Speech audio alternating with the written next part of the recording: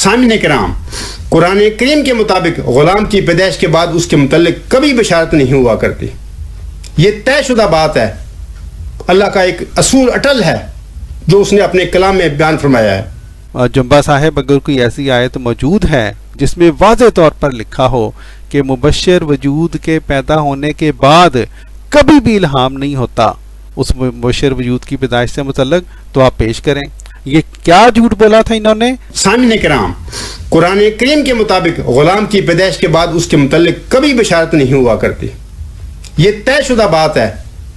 اللہ کا ایک اصول اٹل ہے جو اس نے اپنے کلام میں بیان فرمایا ہے. یہ ان کا محض مفروضہ ہے. جنبا صاحب اور ان کے پیروکاروں کو ہمارا یہ چیلنج ہے کہ اگر یہ واقعی اٹل اصول ہے قرآن پاک کا، تو پھر ایسی کوئی آیت ہمیں پیش کریں. جب تک اس طرح کی کوئی آیت جنبا صاحب اور ان کے پیروکار ہمیں نہیں دکھلاتے، تب تک یہ ان کا قرآن پاک کے بارے میں بہت بڑا بہتان ہے، بہت بڑی یہ قرآن پاک کی گستاخی ہے کہ ایک ایسی بات قرآن پاک کی طرف یہ لوگ منسوب کر دیتے ہیں جو کہ قرآن پاک میں موجود ہی نہیں.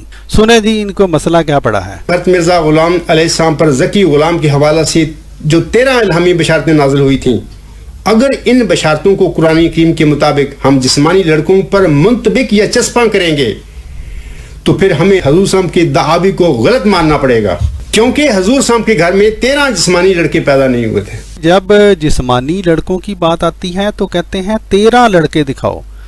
حالانکہ پیارے بھائیوں، جو آیات قرآنیہ یہ لوگ خود پیش کرتے ہیں، کیا یہ بات درست نہیں کہ انہی قرآن پاک کی آیات میں ایک ہی وجود کے بارے میں اللہ تعالیٰ نے ایک سے زائد مرتبہ الہامات یا وحییں ان مبارک وجودوں کے اوپر نازل فرمائیں اور الفاظ بدل بدل کے جو ہیں وہ نازل فرمائیں. لیکن جب ان کی اپنی بیچاروں کی جو ہے وہ ذاتی خواہشات شامل ہو جاتی ہیں کسی بات میں، تو یہ کہتے ہیں، مطالبہ کیا کرتے ہیں کہ اگر 13 دفعہ الہام ہوا ہے تو ہمیں 13 لڑکے دکھلاؤ. میں سامعین کرام کو یہ بتانا چاہتا ہوں کہ قرآن کریم میں اللہ تعالیٰ نے لفظ غلام کو جسمانی لڑکے کے علاوہ محض نوجوان لڑکے یعنی بامعنی یوتھ کے بھی استعمال کیا ہوا ہے. مثال کے طور پر سورۃ یوسف آیت نمبر 20، سورۃ کہف آیات نمبر 75، 81 اور 83، اسی طرح سورۃ طور آیت نمبر 25. یہ جو سورہ یوسف کی آیت ہے، تو یہ جب خوشخبری دی جا رہی تھی، یہ جو اس شخص نے یہ جو خوشخبری دی ہے، سوال یہ ہے اگر جنبا صاحب کا یہ دعویٰ درست ہے کہ مبشر وجود ہمیشہ بعد میں پیدا ہوتا ہے، تو پھر وہاں پر جنبا صاحب آپ ہمیں بتائیں کہ حضرت یوسف وہاں پر پیدا ہو چکے تھے یا نہیں. تو اگر ہم آپ کی یہ دلیل مان بھی لیں تو جنبا صاحب یہ دلیل تو آپ کو جھوٹا ثابت کرتی ہے. کیوں؟ حضرت یوسف کے بارے میں جو بشارت دی گئی وہاں پر اس قافلہ والوں کو، حضرت یوسف اس وقت پیدا ہو چکے تھے. تو اس سے کیا ثابت ہوا کہ جو بشارت ہے وہ لڑکے کے پیدا ہونے کے بعد بھی دی جا سکتی ہے. جناب جنبا صاحب، آپ نے جو دلیل قائم کرنے کی کوشش کی تھی یہ تو الٹی آپ کے اوپر پڑ گئی.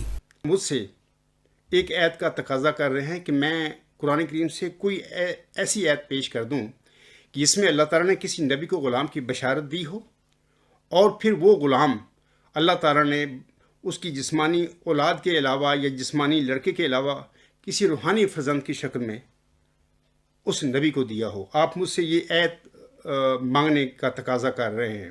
قرآن کریم میں غلام کی اس قسم کی کوئی ایک مثال بھی نہیں ہے. قرآن کریم میں غلام کی اس قسم کی کوئی ایک مثال بھی نہیں ہے. آپ لوگوں کو حق ہی نہیں بنتا کہ اس عاجز کے متعلق اسم کی ایتیں لیتے پھرے. آپ لوگوں کو حق ہی نہیں بنتا کہ اس عاجز کے متعلق اسم کی ایتیں لیتے پھرے. ان مجدد صاحب کو یہ چھوٹی سی بات سمجھ نہیں آئی. انا للہ و انا الیہ راجعون.